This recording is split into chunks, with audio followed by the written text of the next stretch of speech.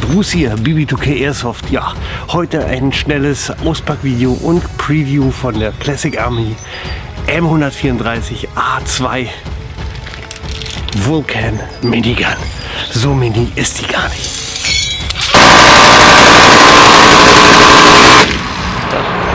Intro ab.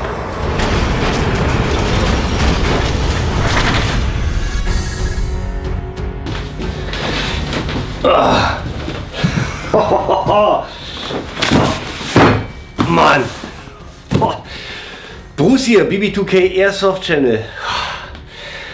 Schön, dass ihr wieder eingeschaltet habt. Jetzt muss ich erstmal wieder zur Luft kommen. Ich glaube, das ist hier für mich das schwerste Auspackvideo ever. Ich habe hier einen Karton unter mir. Auf den Paketaufkleber steht drauf Versandgewicht 20 Kilo. Heute zeige ich euch die Classic Army M134A2 Vulcan Minigun in der 0,5 Joule Variante, also was für den deutschen Markt. Wer mich verfolgt hat beim Community Sale vom Shoot Club, der weiß, dass ich mir das Baby dort abgeholt habe. Habe ich dort mit Zusammenarbeit von Kuma Solution, also mit Micha, bestellt. Ja, und da konnte ich es mir abholen. Auspackvideo könnt ihr da auch noch mal sehen. Jetzt habe ich mir gedacht, mache ich noch mal ein Auspackvideo in Ruhe und zeige euch das Ganze noch mal ganz genau. Denn ich denke mal, bei einem Preis von 3.250 €, so wird das Ganze nachher kosten, möchte man natürlich auch wissen, was man da kauft. Ich habe sozusagen ja auf blauen Dunst zugeschlagen, weil das war für mich einfach Must-Have, einfach der heilige Gral, und ich kann es immer noch nicht fassen, dass das hier echt jetzt hier bei mir auf dem Tisch gelandet ist. Und fangen wir an. Ich habe es zwar schon ausgepackt, aber ich freue mich jetzt schon wieder, euch das jetzt auch noch mal ganz genau zu zeigen. Also es kommt in diesen wunderschönen kleinen zierlichen Karton daher. Wenn man den Karton aufmacht, pack das mal zur Seite. Ich brauche hier richtig viel Platz, das hatte ich vorher noch nie gehabt bei so einem Auspackvideo. Ist die Minigun hier in Styropor gebettet. So, hier nochmal, so sieht das aus. Und dann sieht das Ganze dann so aus. Ich mache mal eine kleine Kamerafahrt hier rüber, damit ihr euch das angucken könnt.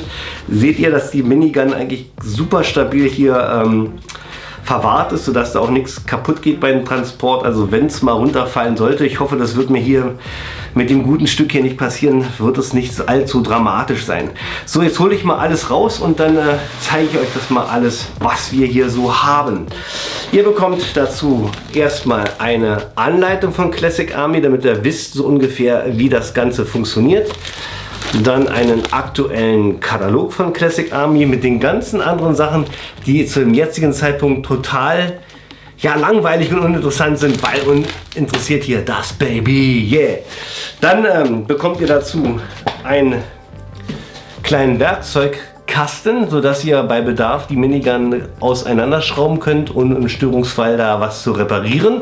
Hoffe ich auch, dass ich das nicht benutzen muss. Und dazu, das wird wahrscheinlich der einzige Schlüssel sein, das ist dafür da, dass wir an den Batteriekasten rankommen, um dort die Akkus reinzumachen. Zeige ich euch auch dann gleich. Dann gibt es dazu noch einen Entschuldigung, einen HPA-Schlauch zum Anschließen und dann das Schmuckstück. Jetzt muss ich erstmal hier anpumpen. Joris ist nicht da, der könnte mir das sonst hier mal rausheben. Jetzt muss ich es selber machen. Da ist sie. Die Minigun. Stolze 11,5 Kilo wiegt das Monster hier. Ja, 11,5 Kilo. Ein Riesenbrocken. Wahnsinnsteil. Und man merkt schon beim Anfassen, dass das Ganze richtig solide gebaut ist. Richtig genial. Und ich würde sagen, ich mache noch eine kleine Verschnaufpause, heißt, ich mache einen kleinen Cut und dann zeige ich euch noch mal die Minigun etwas genauer. Bevor wir jetzt richtig reingehen, denke ich mal nur ein ganz kleiner Geschichtsteil, weil liegt mir auch am Herzen, dass ich euch das mal kurz erzähle. Also nicht zu der echten, werde ich vielleicht im richtigen Review ein bisschen was zu erzählen, sondern zu der Airsoft Minigun an sich.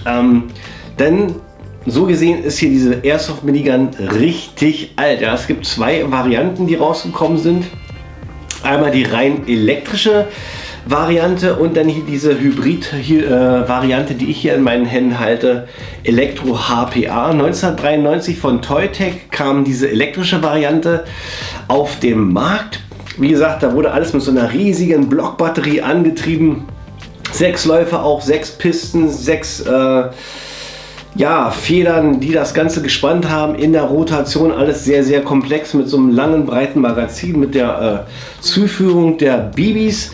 Wurde dann von der Firma Core übernommen, CAW, und dann weiter vertrieben in Amerika unter Echo One. Da gibt es auch etliche Videos, die man sich dazu anschauen kann. Das Ding rotzt ordentlich raus. Ich glaube auch bis zu 6000 Schuss pro Minute, also richtig Wahnsinn. Das, was ich hier auf den Tisch habe, ist sozusagen jetzt die derzeitige Endstufe von der Hybrid-Variante HPA und Elektro. Ich glaube auch 1993. Wenn nicht, bitte korrigiert mich unten in den Kommentaren. Von der Firma, ja, Aschei ist sozusagen ja der Gott von klassischen Airsoft-Modellen. Die Firma Aschei hat diese Minigun als Hybrid rausgebracht damals. HPA, Elektro heißt, Elektro ist für den Antrieb hier der Läufe zuständig, für die Rotation, und HPA ist dafür da, die Power für die BBs zur Verfügung zu stellen. Die pusten also hier das Ganze durch die rotierenden Läufe. Wie gesagt, 1993 dann wurde das von Piper übernommen, die Lizenz, und weitergeführt. 2007, soweit denke ich mal, war das Ganze dann von Piper im Verkauf. Wurden da noch einige Modifikationen dran gemacht. Dann ging Piper pleite und Classic Army hatte das Ganze dann fortgeführt. Und Ende 2016, glaube ich, war das, ja, habe ich dann davon erfahren, dass es da eine 0,5 Variante von diesem Schmuckstück gibt, offiziell von Classic Army. 2017 dann auf der IWA dann zum ersten Mal in der Hand gehalten, das gute Stück. Auch nochmal ein Gespräch gehabt mit einem Großhändler. Packe ich euch auch nochmal den Link da in die Videobeschreibung, wo man mir auch gesagt hat, dass das Teil hier als 0,5 existiert. Ja, und da war der Wunsch noch größer, als er schon seit Jahren war, das Teil hier zu besitzen und dann zum ersten Mal richtig offiziell. Ja, und ja, Shoot Club, Kuma Solution haben es ermöglicht, und jetzt starten wir, ne? Fangen wir an. Ich erzähle euch ein bisschen was über die Daten erstmal. Jo, Daten, dann hebe ich sie mal ein bisschen an, damit wir ein bisschen Platz haben, um die Daten da einzuschwenken. Okay, wir haben hier Classic Army Minigun M134A2, und zwar das Ganze hier aus Aluminium gefertigt. CNC gefrästes Aluminium mit einigen Kunststoffparts, die hier kaum auffallen bei diesem Mordsgewicht von 11,56 Kilo. Die Gesamtlänge beträgt 951 mm. Wir haben hier wie beim Original 6 Läufe verbaut. Lauflänge 501 mm mit einstellbaren Hop-Up. Jeder Lauf kann hier justiert werden, zeige ich euch dann im Anschluss. Kaliber 6 mm, Magazinkapazität schlappe 2000 Schuss. System HPA Elektro haben wir eine Kadenz zwischen 3000 bis 5000 Schuss pro Minute, je nach verwendeten Akku. Die Energie liegt hier bei uns in Deutschland unter 0,5 Joule, dank einer elektronischen Druckventil, der dafür sorgt, dass wir hier nicht drüber kommen. Ja, und das Ganze halt ordentlich schwer. Und jetzt denke ich mal, schauen wir uns mal das Teil jetzt endlich mal in Ruhe an, und ich fange mal mit den Läufen an. Der vordere Teil ist wie der hintere Teil komplett aus Aluminium gefertigt und festigt sich auch wirklich sehr solide an. Hier wackelt und klappert nichts, außer es dreht sich, aber so muss es auch sein, denn wir haben hier eine Gatling und die funktioniert genauso wie beim Original. Der Lauf, der sich oben befindet auf 12 Uhr, ist der aktive Lauf. Das heißt, hier pustet das HPA die BB heraus, dann dreht sich das Ganze und der nächste Lauf übernimmt den Job auf 12 Uhr und pustet die ganze HPA, Bibi-Geschichte nach draußen.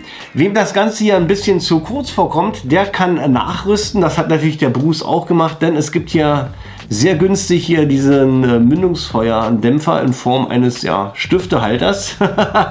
Der wird hier einfach draufgesteckt und festgeschraubt und jetzt seht ihr, sieht das Ganze noch martialischer aus, noch genialer. Werde ich nachher beim Testfeuern auch mal gleich raufschrauben, damit ihr euch das dann mal angucken könnt. Ja, kostet so um die 100 Euro mit allem drum und dran. Wenn ihr es bei E-Bike kauft, kann sein, vielleicht nimmt Shoot Club das auch noch mit ins Sortiment, weil ich denke mal, das Teil ist auch noch ein Must-Have. Also ihr seht, Minigun ist ganz schön teuer, allein auch schon hier dieser Stiftebecher. Machen wir weiter mit der Mitte. Da haben wir hier einmal den Griff zum Festhalten und hier hinten den Abzugsgriff. Dadurch lässt sich die Minigun so verhältnismäßig gut in der Hand halten. Hier sehen wir zwei Stifteklammern, die kann man hier abziehen. Dadurch kann man hier diesen Bogen abnehmen und den für eine Lafette umrüsten, die ganze Minigun, sodass wir hier damit nicht rumlaufen müssen, sondern dass wir das sogar an einem Fahrzeug montieren können. Drehe ich mal die ganze Geschichte um und dann schauen wir uns mal an, was wir hier vorne alles haben. Da haben wir einmal die Klappe für das Hop-Up. Die Minigun verfügt, wie gesagt, über 6 Läufe und alle 6 Läufe lassen sich mit Hop-Up justieren. Das ist eine richtig schöne Sache. Der ganze Mechanismus ist hinter dieser Klappe versteckt. Dazu einmal hier nur die beiden Stifte rausziehen, Klappe entnehmen und dann haben wir hier Blick etwas in das Innere. Wir sehen hier 2 Schrauben. Die größere Schraube, die ihr hier seht, ist die Feststellschraube für den Lauf selber. Die kleine Schraube ist das Einstellschräubchen für das Hop-Up. Hier in diesem Schlitz, wie ihr sehen könnt, ist das Hop-Up-Gummi verbaut. Das ist ein riesiges Hop-Up-Gummi, richtig groß. Und mit Hilfe von dieser Schraube könnt ihr dieses Gummi in die Läufe drücken. Dazu, wie gesagt, mit einem kleinen Hexkey hier einfach ansetzen. Nach rechts drehen, mehr Hop-Up, nach links drehen, weniger Hop-Up. Und das könnt ihr, wie gesagt, für alle 6 Läufe machen. Ihr seht, jeder Lauf hat hier solch ein Einstellschräubchen. Die Minigun, so wie sie auf dem Tisch steht, ist noch nicht eingestellt. Wie gesagt, ich habe damit noch nicht geschossen. Wird heute Premiere sein. Ich bin gespannt, ob sie geradeaus schießt oder weiß ich wohin. Wir werden sehen. Jedenfalls muss ich mich ein bisschen beschäftigen, nachher das Hop-Up einzustellen. Dazu gibt es einen ganz einfachen Trick. Man deaktiviert hier einfach den Motor und dann stellt man halt hier mit der Schraube das Hop-Up ein, justiert den Lauf auf 12 Uhr, betätigt einmal den Abzug, dadurch wird Luft durchgepustet, sieht wie der Schuss läuft, dreht wieder zurück, justiert wieder, stellt wieder nach vorne, drückt und das macht man so mit jedem Lauf, bis man so einigermaßen denkt, dass man alles richtig eingestellt hat. Wenn man das gemacht hat, dann einfach wieder Deckel drauf und die Stifte reingesteckt und dann schauen wir uns mal am besten gleich mal das Batteriefach an.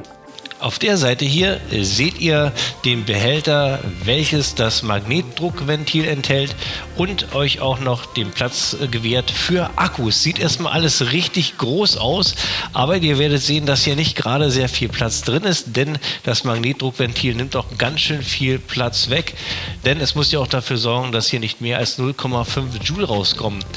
Ja, um das Batteriefach zu lösen, braucht ihr jetzt hier diesen Werkzeugkasten, der ja im Lieferumfang enthalten ist. Setzt den Bitschlüssel an und dann schraubt ihr das Ganze auf. Ich habe das ein bisschen vorgelockert, damit es schneller geht und damit es noch schneller geht, machen wir Zeitraffer. Hier sind die beiden Schrauben. Natürlich ist das Ganze etwas fester, wie gesagt, ich habe es gelockert. Zum Lösen nimmt ihr einfach hier die Ratsche, die mit dabei ist. So, jetzt öffnen wir mal das Batteriefach. Hier einfach abziehen jetzt. So sieht der Deckel aus. Auch der Deckel richtig schwer aus Aluminium. Richtig wertig. So, und jetzt habt ihr hier schon mal so einen kleinen Blick ins Innere. Und das Ganze sieht hier überhaupt nicht aufgeräumt aus. Ja, und hier in diesem Kabelwirrwarr kommt der Akku rein. Ihr habt 3 Möglichkeiten. Ihr könnt einen einfachen 7,4 Volt LiPo-Akku verwenden. Der ist so klein, der passt, wie ihr seht, hier ganz locker rein in den Schacht. einfach hier reinstecken, verschwindet ja schon ganz locker. Oder ihr könnt einen 11,1 Volt Akku nehmen, der packt hier auch noch ganz gut rein. Oder wenn ihr die volle Power haben wollt, dann nehmt ihr hier einen 14,8 Volt LiPo Akku. Das ist schon der kleinste, den ich gefunden habe, der hier so einigermaßen reinpasst. Hier müsst ihr aber die Kabel ein bisschen sortieren. Ihr seht, ihr geht hier gerade so rein, ja. Dann könnt ihr das Ganze hier schön verdrahten, alles wieder einpriemeln und zuschrauben und ihr seid bereit. Minigun ist mit Akku versorgt. Drehen wir mal das gute Stück ein wenig um und dann schauen wir uns mal an, wo denn die Luft angeschlossen wird. Da haben wir hier unterhalb des Akkufachs hier den HPA-Anschluss. Im Lieferumfang habt ihr hier einen Schlauch mit dabei, aber ohne Anschlussadapter für euren Regulator. Ich musste mir das nachträglich noch besorgen. Wenn ihr das Ganze bei Shoot Club kauft, ist hier dieser HPA-Nippel schon mit dabei für die Makroline. Ich habe mir hier ein Stück vom Originalschlauch abgeschnitten, den Adapter drauf gemacht, den Nippel, und jetzt könnt ihr einfach den Schlauch hier reinstecken, richtig fest, und er arretiert auch dank Quickverschluss hier ziemlich schnell. So, Anschluss ist auch schon mal gelegt. Kommen wir zum Abzug bzw. zum Griff und der Sicherung. Eine Sicherung hat die Minigun auch, ist auch gar nicht mal so unwichtig bei diesem Monster hier, denn einmal abgedrückt gehen hier gleich mal ein paar BBs auf die Reise. Sicherung haben wir hier nicht in Form eines Hebels, sondern schön mit diesem Splint hier. Der Splint steckt im Abzug, sodass ich den Abzug nicht komplett durchdrücken kann. Wenn ich schießen will, muss ich den Splint herausziehen. Wie ihr seht, ist der Splint auch nochmal durch dieses Kabel hier, Stahlkabel, gesichert, damit ihr euch nicht verloren gehen kann. Ja, und dann Hand an den Abzug, und wenn ihr jetzt den Trigger durchdrückt, wird der Motor aktiviert, das Ventil geöffnet und dann geht sie los, die Reise der BBs. Um BBs überhaupt erstmal damit verschießen zu können, müssen wir erstmal BBs reinfüllen. Ja, und wo passiert das?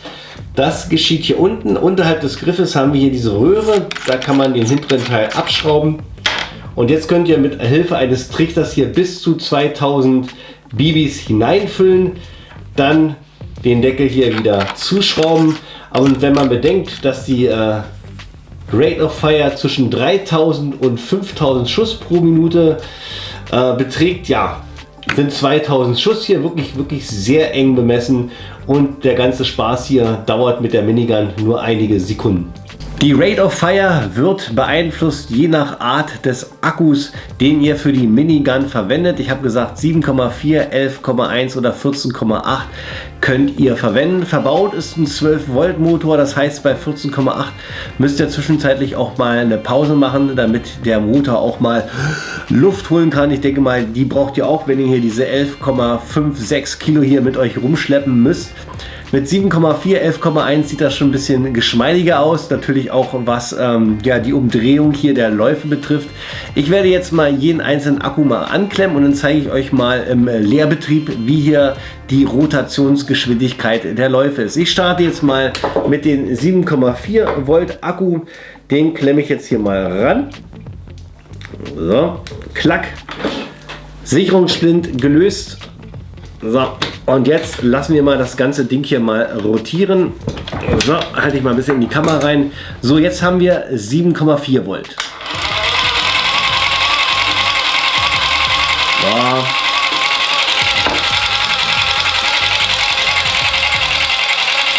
Dreht sich. Ja. Hört sich aber leicht gequält an. Der 7,4 Volt LiPo muss schon ganz schön arbeiten, um den Motor anzutreiben. So, jetzt wechseln wir auf 11,1 Volt und gucken mal, was jetzt passiert. So, wieder auf die Handfläche legen, damit man ein bisschen besser sehen kann. So, jetzt kommt 11,1 Volt. Das sieht natürlich schon mega mäßig aus, ne?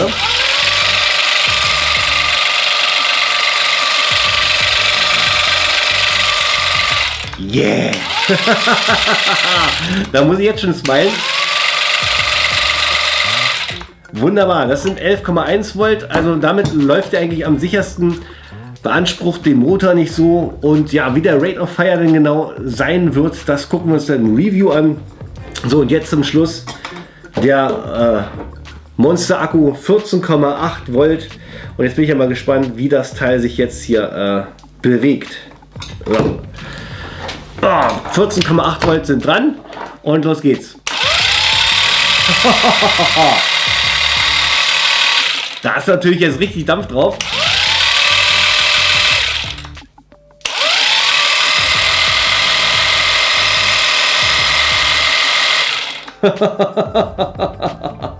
Geil, richtig geil. Ihr habt gesehen, 14,8 beeindruckt ungemein. Und jetzt ist es ja fast soweit. Wir können jetzt schon so langsam mal loslegen und ich kann mein erstes Test-Shooting mit der Minigun M134A2 von Classic Army machen. Aber ich muss euch jetzt noch was sagen. Ja, ich ziehe das in die Länge. Ich dummer Hund. Denn was ihr noch wissen müsst, ihr könnt jetzt nicht einfach jetzt hier die Bibis reinfüllen und los geht's. Ich hatte gesagt, das Ganze wird mit HPA betrieben. Das heißt, ihr braucht also noch Zubehör. Da braucht ihr zum einen mal erstmal einen HPA-Tank, wie diesen hier. Kosten je nach Material und Größe zwischen 50 und 250 Euro. Ich habe hier mal so einen kleinen 3000 PSI Tank hier mal besorgt, kostet 50 Euro. Das müsst ihr jetzt alles noch so virtuell draufrechnen auf die 3250 Euro. Ja? Also ein HPA Tank, 50 bis 250 Euro. Dann braucht ihr einen Regulator, um den passenden Druck einzustellen. Ich habe hier den Redline Regulator, den gibt es zusammen mit Schlauch, hier mit HPA Schlauch. Ich glaube auch so 200, 250 Euro, weiß ich nicht, packe ich euch mal rein. Also hier seid ihr schon bei 300 Euro.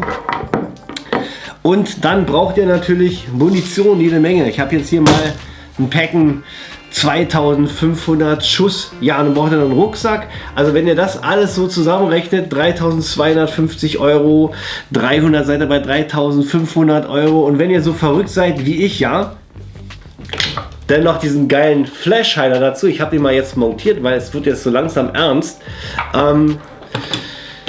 Seht ihr, ist das eine richtig teure Angelegenheit. Aber jetzt genug gesülzt. Ich bastel jetzt alles zusammen und dann sehen wir uns draußen und ich mache meinen ersten Schusstest und ich bin so aufgeregt, das könnt ihr euch gar nicht vorstellen. So, los geht's. Ich ziehe jetzt den Splint und dann schieße ich nur so 5 Meter mal auf die Scheibe und guck mal, was passiert. Ich bin jedenfalls total aufgeregt, habe auch noch mal die Zeitlupe an. Jetzt geht's los.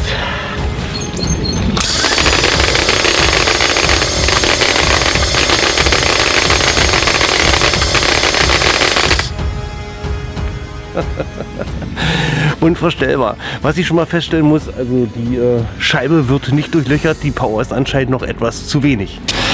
So, letzter Versuch, dann ist der Tank auf jeden Fall alle. Ich habe jetzt die Schrauben alle noch mal richtig angedreht, Hop-Up-Schrauben, und ich bin gespannt, was jetzt passiert. Die letzten Schuss mit der Minigun M134A2 von Classic Army. Viel Spaß. So.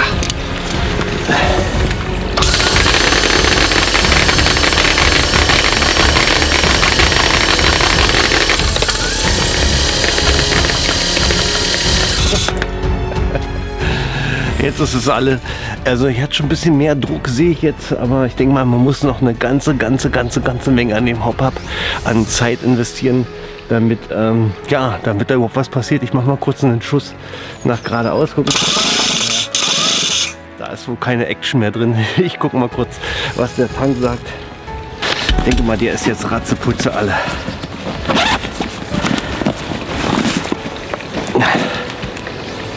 Ja. Alle, da geht nichts mehr. Also ich weiß gar nicht gefühlt, wie viele Sekunden ich nur geschossen habe. Also so ein kleiner Tank reicht nicht und ich denke mal, wenn ich nachher das Review mache, muss ich mir irgendwie eine Möglichkeit besorgen, entweder eine ganze Menge Tanks besorgen oder ich muss mir sehen, dass ich irgendwie einen Kompressor an Land ziehe. Das war es erstmal soweit. Gehen wir wieder rein. Ich bin wieder drin, ja, und machen wir doch mal so ein kleines Zwischenfazit. Wie gesagt, es ist eigentlich nur ein Auspackvideo mit einem kleinen Preview, wo ich euch einfach alles mal kurz zeigen wollte. Und ich war natürlich auch mega heiß drauf, das Teil mal auszuprobieren. Und ich habe ja extrem Kopfkino davor gehabt und wenn ich ehrlich bin, hat mich die Minigun hier von Classic Army doch enttäuscht. Ich habe also wirklich mehr mir davon erhofft, als das, was ich jetzt eben gerade oder was ihr auch mit mir zusammen erleben konntet. Man merkt also wirklich, die Minigun ist kastriert worden, dass wir hier unter 0,5 Joule haben. Ich bin mir auch ganz sicher, das, was jetzt da gerade rausgekommen ist, das war weit unter 0,5 Joule. Und daran muss ich auf jeden Fall arbeiten. In Kombination mit dem Hop-Up, was auch noch gar nicht richtig eingestellt ist, liegt da noch eine ganze Menge Arbeit ja, auf meinen Schultern. Denn ich weiß, eine Firehawk hat auch nur 0,5 Joule und rattert wie die Sau. Und das hatte ich mir jetzt eigentlich wirklich auch mit der Minigun vorgestellt, dass ich auf die Zielscheibe für euch jetzt meine Initialien da rein tackern kann. Und ihr habt gesehen, die Zielscheibe war absolut strong. Die Kugeln sind da wirklich alle abgeprallt. Oben gab es so ein paar Durchschüsse, aber ja, war ein bisschen frustend. Und was dazu noch kommt, der gute HPA-Tank hier, ja, ich weiß gar nicht, der war innerhalb von wenigen Sekunden leer. Ich weiß nicht. Ich werde da, wenn ich den Film nachher zusammenschneide, mal so eine Stoppuhr laufen lassen, also gefühlt 30 Sekunden, oder? 30 Sekunden und dann waren diese 2000 PSI weg. Ebenso wie die Kugeln. 2000 BBs waren hier drin, habe das Ding ratzefatze voll gemacht. Leer. Das Teil ist leer. Das ist ja wie der V8 unter den Airsoft-Repliken. Der konsumiert hier Luft und BBs. Es ist unvorstellbar. Ja, und ja, was soll ich sagen? Ich muss mich mit dem Teil hier echt beschäftigen. Ich muss sehen, wie ich jetzt den Druck noch erhöhe, dass ich wenigstens so auf die 0,5 Joule komme. Dann muss ich mich um das Hop-Up kümmern, dass die Kugeln besser fliegen. Und ich muss sehen, dass ich hier irgendwie so schnell es geht, immer wieder an Luft komme. Ich denke mal, ich muss mir mal so einen Kompressor besorgen. Gibt ja so einen China-Kompressor, dass ich zu Hause hier meine Flaschen auch immer wieder auffüllen kann, damit ich nicht immer wieder zu irgendwelchen Paintball-Hallen fahren muss, um hier meine Flaschen aufzufüllen. Ja, also es liegt ja noch eine ganze Menge Arbeit auf dem Tisch. So geil das Teil auch ist, muss ich erstmal sagen, für den jetzigen Zeitpunkt ist es mir jetzt hier schon so in diese Richtung, ja, geht so ein bisschen nach unten, aber ich bin optimistisch, ja. Ich muss optimistisch sein, denn das Teil ist echt scheiß teuer und da muss einfach noch ein bisschen was passieren mit dem Teil. Das war's von mir. Ich packe euch die Produktlinks. Kann mir jetzt vorstellen, wahrscheinlich seid ihr da noch nicht so interessiert, aber ich packe euch trotzdem die Produktlinks mal in die Videobeschreibung. Classic Army kostet hier um die 3.250 €. Müsst ihr vorbestellen, vorbezahlen, dann wird erst die Bestellung ausgelöst. Dauert so 4 bis 6 Wochen, bis sie dann da ist. Schulklapp will auch die Microgun bringen, die 132 von Classic Army, ist ein bisschen kleiner, kompakter, leichter. Die soll auch angeboten, falls ich bis dahin den Link auch schon habe. Ich weiß ja noch nicht, wann ich das hier alles zusammenschneide, habe ja so wenig Zeit, ja. Packe ich euch das alles mit in die Videobeschreibung. Auch den Link hier zu dem Flash-Hider packe ich auch noch rein. Das soll es gewesen sein. Ich bin jedenfalls total erschöpft. Meine Arme sind schlapp. Ich habe ja auch da 11 Kilo und die standen rum, also damit rumlaufen und rumspielen. Das ist wirklich nur was für Bären.